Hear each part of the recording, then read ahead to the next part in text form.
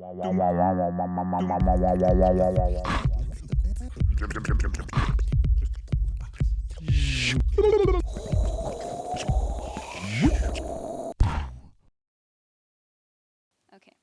so hi everyone. Thank you for having me. Sorry for the delays, the technical issues.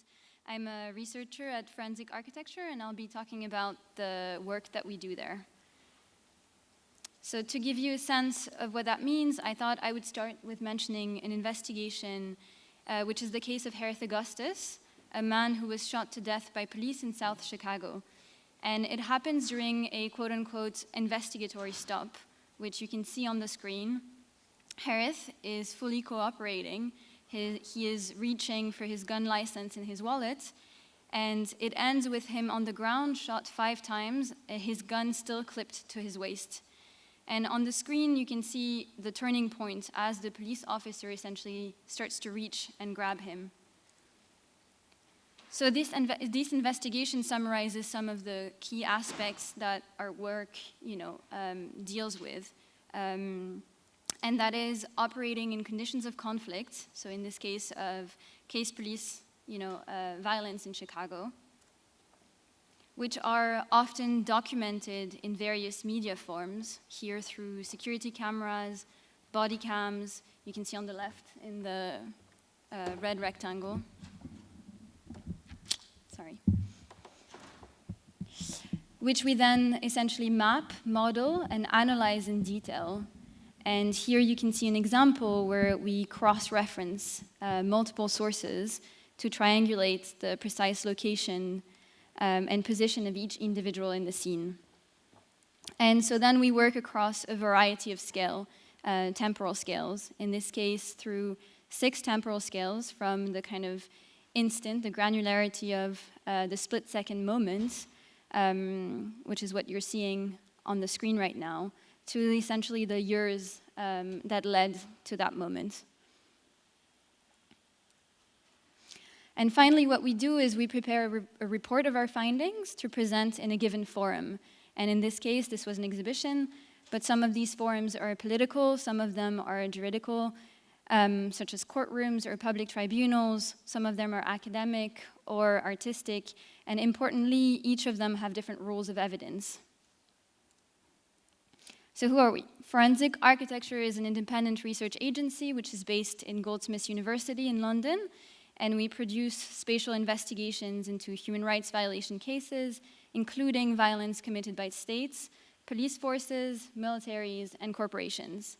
And we are a team of around 25 people of various backgrounds and disciplines, including architecture, filmmaking, investigative journalism, arts, programming, law, etc. So to kind of further explain what we do, I thought I'd take you through some of the key concepts that our work is built upon. And I'll use a few cases in each categories to demonstrate, and you can see them here. I'll go through them one by one. So what is counterforensics? The term forensic is derived from the Latin word forensis, which can be translated as in open court or public, pertaining to the forum. And we're talking about the Roman forum that Forensis, refers to, was this kind of space of politics, a space of law, a space of economy, all of it combined. It was a civic space. But the meaning of the word forensic has since then shifted. The forum gradually came to refer to the court of law, and forensics to the use of medicine and science within it. It operated, and it being operated predominantly by the states. And so forensic architecture as a project returns to the kind of root of the term forensis in order to expand the practice of contemporary forensics, especially to renew with this kind of potential of it as a political, bottom-up, and civic practice. Here you can see leaves entered as evidence to reveal a practice of Israeli ecocide enacted at the Gaza Strip. So what we're doing is reappropriating the tools which were often created and utilized by the states, and we build upon forensic techniques and methods in order to investigate the crimes and violations of the embedded power structures. So this is from an investigation into a police raid on an illegalized Bedouin village in the Negev region that led to the death of one local man, one Israeli policeman. And the police blamed the man, even though the investigation showed that Israeli forces had fired unprovoked on the innocent men, causing him essentially to crash into them.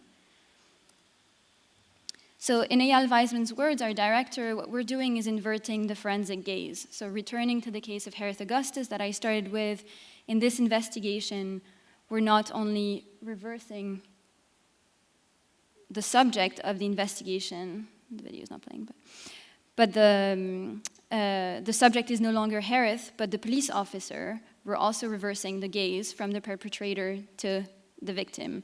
We're no longer looking through the eyes of the police officers, but we're speculating on what Harith himself might have seen. Oh, sorry, now it's playing. So while the body camera of the police officers shows Harith sort of as a threat, from Harith's point of view, what we're actually seeing is a kind of frantic escalation of violence enacted by police officers. So it's going to take a second to play now.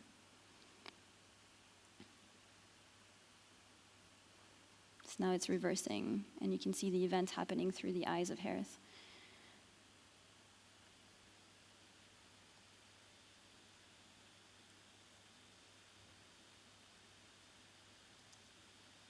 So then why architecture?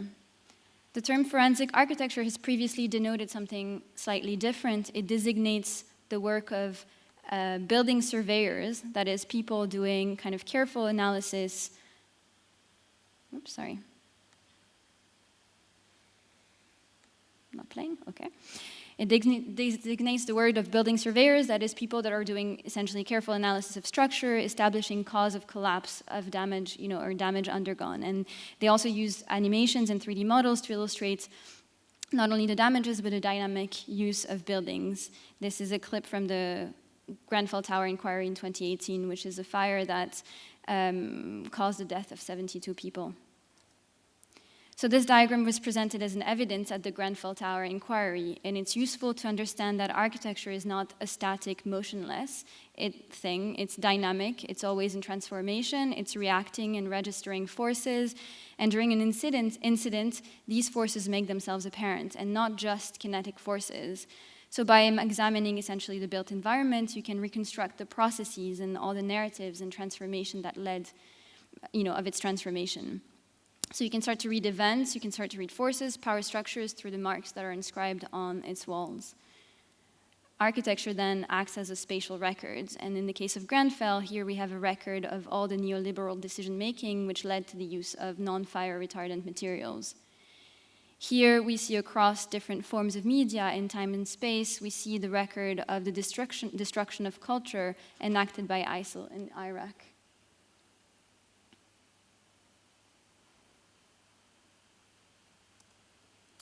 Here you see the record of the political forces that led to this drone strike in Pakistan. On the ceiling, you can see that it's the point of entry, the black dot is the point of entry of the missile, and then the hundreds of blast marks from bomb shrapnel all around the room.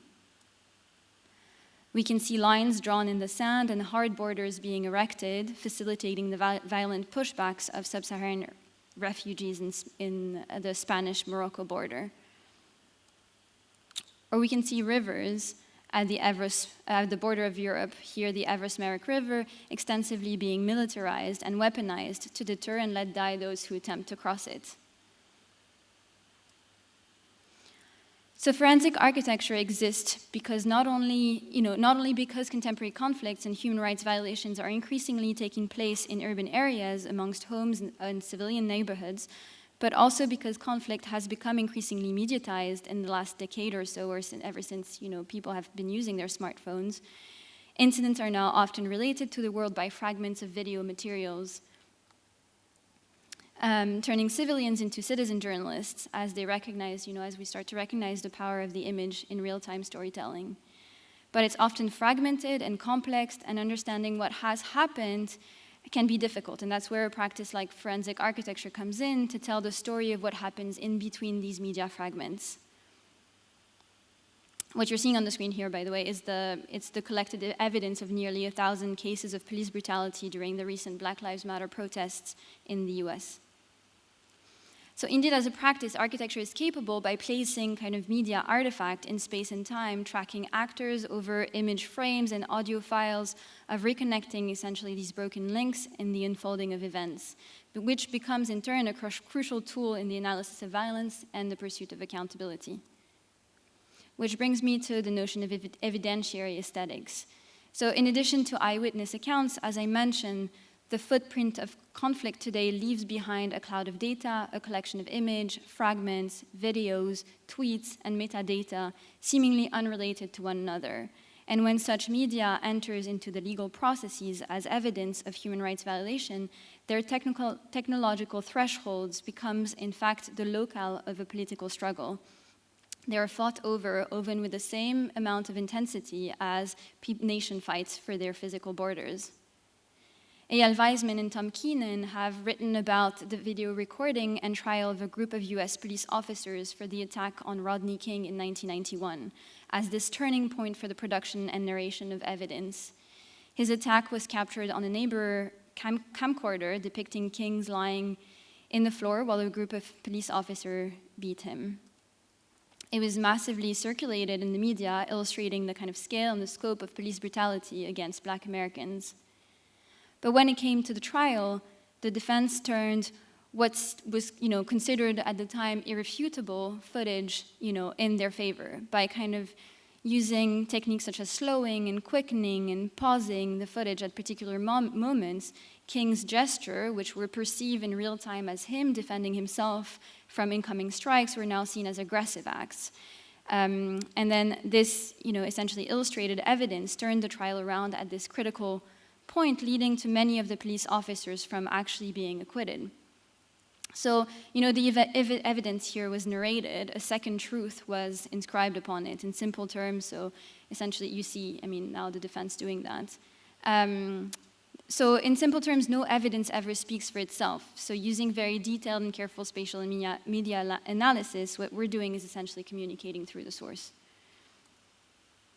We use a large variety of techniques and methodologies in our investigations, many of which are part of the toolbox of young architects and designers and researchers, making investigative projects attainable if anyone kind of wishes to engage with that kind of work. And I'll talk about one of those tools, which I suppose most people are familiar with, which is the 3D model, in which we like to think of it as an operative model, a 3D model that functions either as an optical, analytical, or operative device. They do something, essentially. So spatial models, such as here, in the case of a chemical attack in Douma, Syria, that helps us synthesize data points, geolocate source, understand the way in which the incident, unfolded. Or in the case of the murder of Halit Yozgat, where both a digital and a one-to-one physical model were used in combination to investigate the testimony of intelligence officers, of an intelligent officer named Andreas Teme, to present, who was present at the time of the murder, basically. Here is a plan of the internet cafe where the murder took place, and Teme, here in blue, claims that he didn't hear the gunshots, didn't smell the gunpowder, didn't see Yozgat's body, who is here in red. Efe subsequently undertook to test the claim in both the physical one-to-one reconstruction of the cafe, which no longer existed at the time, and then, in the digital model as well. And so that essentially meant testing both model for smell. Could have Teme not smelled the gunpowder from the second room? And then sound. Is it possible that he could not have heard the gunshots? And finally, vision. Is it possible that he could not have seen anything on his way out of the internet cafe? And what we found is that these claims, when they're being tested against the models, didn't hold. We also use 3D models as a tool for what we call situated testimonies, which is essentially a methodology that utilizes scenes of kind of in which traumatic events have occurred, and then we use them to aid the process of gathering testimonies for those events. And growing in parts from our situated testimonies methodology, VR has enabled us to go one step further, and to use these spatial models deployed in VR environment has allowed us basically to interrogate the specific perspectives of participants of incidents. So this was interesting in the case investigation to the killing of Mark Duggan in 2011, where, by the police, where, really the case turned around the question of what could different police officers have seen, could they have seen, as the incident itself unfolded. There are many other methodologies available here. Remote sensing reveals illegal practices of land clearing for palm oil plantations using fire by corporations in West Papua. Here, aerial imageries, archaeological surveys, and photogrammetry provided ground truth evidence for ongoing inhabitation in the Negev region to push back against dispossession by the Israeli state. The analysis of audio files helped us determine the direction of shots that killed Muhammad al-Arab, a young man from Aleppo trying to cross the borders between Turkey and Greece. Open source investigation, data mining, as well as mapping allowed us to build a comprehensive archive of police violence during the recent Black Lives Matter protest in the US in order to support legal actions and advocacy. So in the field of conflict, territories are no longer only physical realities, built walls, space guarded by fences. There are also fields of view, electric circuits, spectrums of frequency, etc. So we have to understand conflict within our media-saturated presence. So I thought to as a transition, I thought I'd talk about then an investigation by forensic architecture, which actually deals with the evolution of conflict today. And it's an investigation that's interesting because it began in the digital domain. And it's called Digital Violence, How the Nso Group Enables State Terror. So in the past, we've worked very often on Israeli colonial violence in Palestine. And again, until now, this has mainly involved kind of mapping out violations that took place in the built environment, colonies and settlements, military bases, checkpoints, roadblocks, etc. But today, contemporary forms of colonialism are also digital, and this is where the Nso Group comes in. So the Nso Group is an Israeli cyber surveillance company. It has emerged in the context of a whole ecosystem of Israeli state surveillance of Palestinians. Its kind of flagship product is a malware called Pegasus that enables the remote surveillance of smartphones.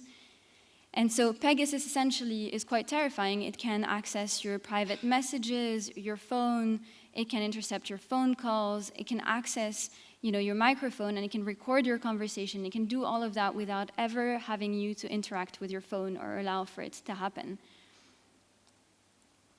And the Nso Group has gone on a PR campaign to talk about why Pegasus is significant, why it's important for government to have access to Pegasus, and a large part, essentially, of the conversation has been around the idea of anti-terror. And let's see if that works. This is Shalev Julio, the co-founder of the Nso Group, who essentially says that he knows of no government targeting journalists or human rights defenders. He has never seen that kind of violations ever happened. But what we have found is that in the process of this investigation is that Pegasus has been used in more than 45 countries around the world to target investigators, journalists, activists, opposition figures, religious leaders, dissenters, people living in exile, community organizers, essentially far from anyone would ever imagine a terrorist to be. And so I'll talk a little bit of how we came across that investigation, or how we started working on it. But we first became aware of Pegasus when in 2017 we were investigating, we were invited by our partners at Centro Pro in Mexico to investigate a 2014 disappearance of the 43 students of Ayotzinapa. And so the students essentially entered the town of Iguala, and then they were forcibly disappeared.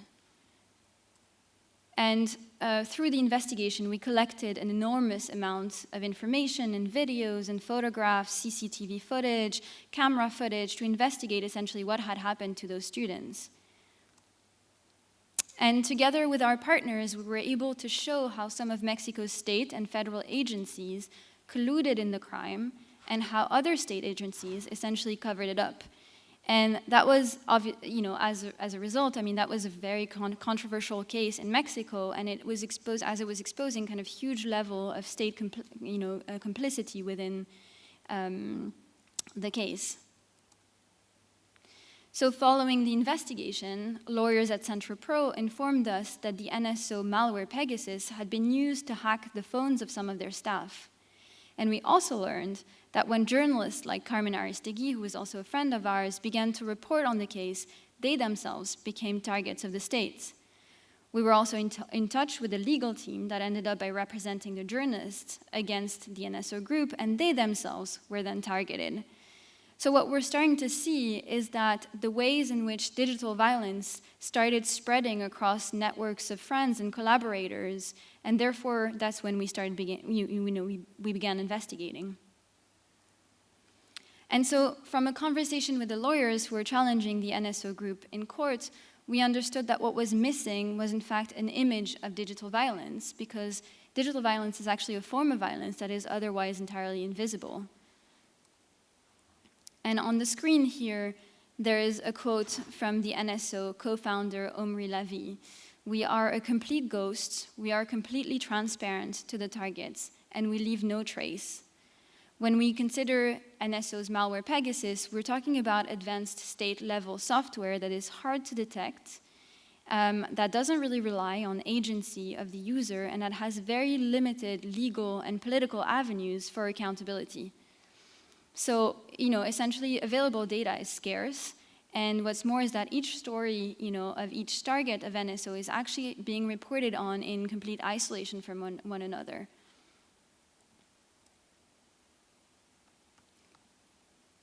So, working very closely with the support of Amnesty International and the Citizen Lab, our digital violence investigation was trying for the first time to map out a global landscape of cyber infections, to tell the stories of those civil society actors from around the world being surveilled and intimidated and harassed. And to begin, we started with the kind of human stories. So over the past year and a half, we've built a global communities of allies. We met with over a dozen people from around the world speaking to us remotely, about their experience of being hacked by Pegasus, about their experience of investigating the NSO Group, and all of that within the context of the global pandemic. So they spoke to us remotely despite, the risk of provoking additional surveillance. And we're talking about people who have overcome tremendous kind of violence in the physical world, yet when they were describing their experience of hacking, they were talking about psychological and emotional distress, pure fear, and it terrified essentially some of the strongest people in this world.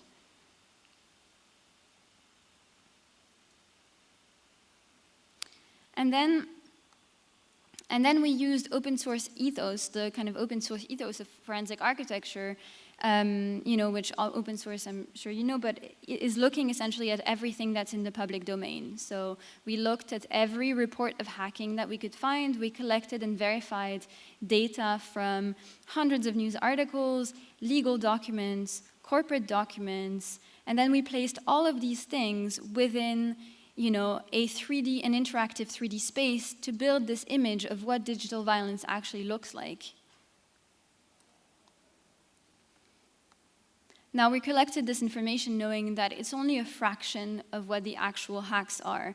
But with this limited kind of data set, what we wanted to extract was the patterns and the relations to understand how digital violence works, and in doing that, to be able to tell that story.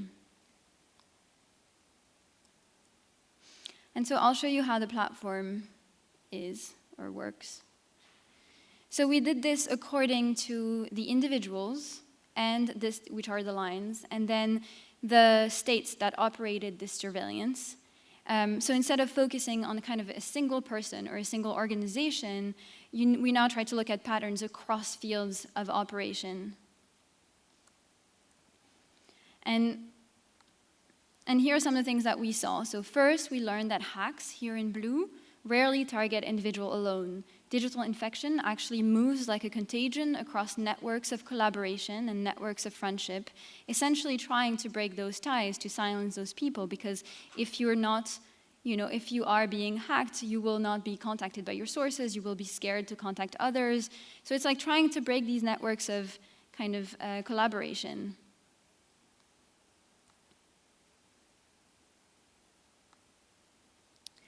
We also learned that those who were targeted digitally, also experience related violence in the physical world. So, physical violence and digital violence are actually entirely interlaced. Hacks become a way for states to complement existing forms of physical violence, whether that's intimidation, arrest, harassment, lawsuits, beatings, or murder in the case of Jamal Khashoggi. So, what we realized is, that these things are completely interlaced. So we would have cases of, for example, a hack, which then leads to an arrest, which, in the court case of the arrest, you would have elements from the hacks being there. And, so these things basically don't end up by being separated or don't end up by being, one without the other. And we also realized that digital violence collapses the protective value of physical boundaries. So when state can no longer harm you physically, digital violence becomes a way for them to reach and touch you, out of your kind of the protective boundaries of your state boundaries. And we see this across all these fields with, individuals in exile, for example, being targeted.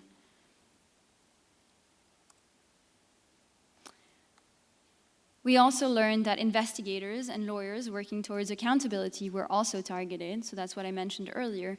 So what we have is activists working, being targeted.